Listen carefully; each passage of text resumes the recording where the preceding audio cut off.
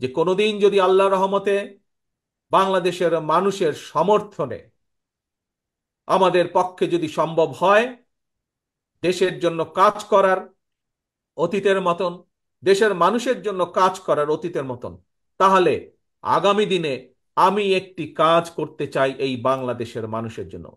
বিশেষ করে গ্রাম থেকে শুরু করব এই কাজটি। ধীরে ধীরে হয়তো শহর পর্যায়ে যাব আমরা, কিন্তু যেহেতু বাংলাদেশের অধিকাংশ মানুষ বসবাস করেন বাংলাদেশের গ্রামগুলোতে, জেলা পর্যায়ে, উপজেলা বা থানা পর্যায়ে, গ্রাম পর্যায়ে, সেই জন্য তাদের কাছে এই পরিকল্পনা বা কাজটি আমি নিয়ে যেতে চাই। কি সেই আমার পরিকল্পনা? আমার পরিকল্পনাটি হচ্ছে প্রত্যেকটি পরিবারের জন্য, মানুষ নয়, পরিবার হিসাবে আমরা বাংলাদেশে কতগুলো পরিবার আছে সেই পরিবারগুলোকে আমরা নির্দিষ্ট করব এবং প্রতি পরিবারকে আমরা রাষ্ট্রের পক্ষ থেকে একটি ফ্যামিলি কার্ড দিব। কি কার্ড? ফ্যামিলি কার্ড দিব। এখন জিজ্ঞেস করতে পারেন এই ফ্যামিলি কার্ডটি কি? এই ফ্যামিলি কার্ডটি হবে সেই পরিবারের মায়ের নামে, বা সেই পরিবারের যে গৃহিণী থাকবেন তার নামে এই ফ্যামিলি কার্ডটি হবে। রাষ্ট্রের পক্ষ থেকে আমরা গ্রাম থেকে শুরু করে থানা জেলা পর্যায় পর্যন্ত আমরা প্রত্যেকটি পরিবারকে চেষ্টা করব একটি পরিবারের মাসিক যে প্রয়োজনীয় খাদ্যদ্রব্য যেগুলো প্রয়োজন তার মধ্যে কিছু সংখ্যক খাদ্যদ্রব্যের একটি নির্দিষ্ট পরিমাণ সহযোগিতা করার জন্য, যাতে করে প্রত্যেকটি পরিবারের উপরে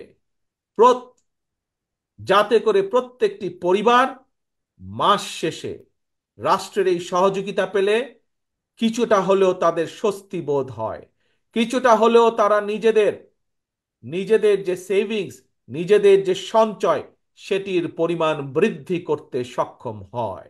এবং তার ফলে এই সহযোগিতাটা যদি আমরা কয়েক বছর ধরে চালু রাখতে পারি, তাহলে আমি বিশ্বাস করি বাংলাদেশের গ্রামের পরিবারগুলো, গ্রামের মানুষগুলো সচ্ছলতার একটি পর্যায়ে উঠে আসতে সক্ষম হবেন।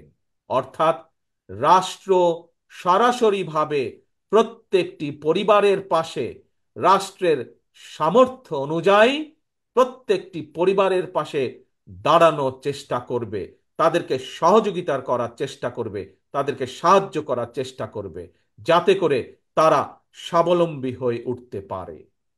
প্রিয় সহকর্মীবৃন্দ, দেশ এবং জাতির ব্যাপারে, দেশ এবং জাতিকে নিয়ে একজন রাজনৈতিক কর্মী হিসাবে আমার আরো কিছু পরিকল্পনা আছে, যেই পরিকল্পনাগুলো পর্যায়ক্রমিকভাবে আমি আপনাদের সামনে ধীরে ধীরে তুলে ধরব।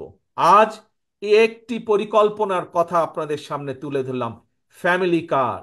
এবং এই কার্ডের, আমি আগেই বলেছি, এই কার্ডটি কার নামে হবে? এই কার্ডটি সেই পরিবারের গৃহিণী, চারজনের একটি পরিবার, রাষ্ট্রের পক্ষ থেকে সহযোগিতা প্রদান করা হবে এবং এই ফ্যামিলি কার্ডটি হবে সেই পরিবারের মা বা সেই পরিবারের যে গৃহিণী থাকবেন তার নামে, যাতে করে আমরা যাতে করে আমরা বাংলাদেশের অর্ধেক অর্ধেক জনসংখ্যার অর্ধেক হচ্ছে নারী, যাতে করে আমরা নারীদের ক্ষমতায়ন বৃদ্ধি করতে পারি, যাতে করে স্বাবলম্বী করে গড়ে তুলতে পারি আমরা বাংলাদেশের মা বোনকে, সেটিও হবে তার অন্যতম একটি লক্ষ্য এই ফ্যামিলি কার্ডের।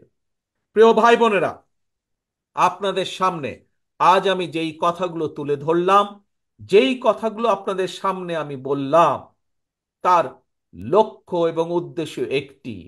কি সেই লক্ষ্য এবং উদ্দেশ্য? বাংলাদেশকে সামনে নিয়ে যাওয়া। আমরা বাংলাদেশের মানুষকে স্বাবলম্বীভাবে গড়ে তুলতে চাই অর্থনৈতিকভাবে। আমরা বাংলাদেশের মানুষের রাজনৈতিক অধিকারকে প্রতিষ্ঠিত করতে চাই এবং এটিই হচ্ছে আমাদের লক্ষ্য, এটিই হচ্ছে আমাদের উদ্দেশ্য। কিন্তু এই লক্ষ্য এবং উদ্দেশ্যকে বাধাগ্রস্ত করার জন্য স্বৈরাচারের দোসররা এখনো তাদের ষড়যন্ত্রকে অব্যাহত রেখেছে।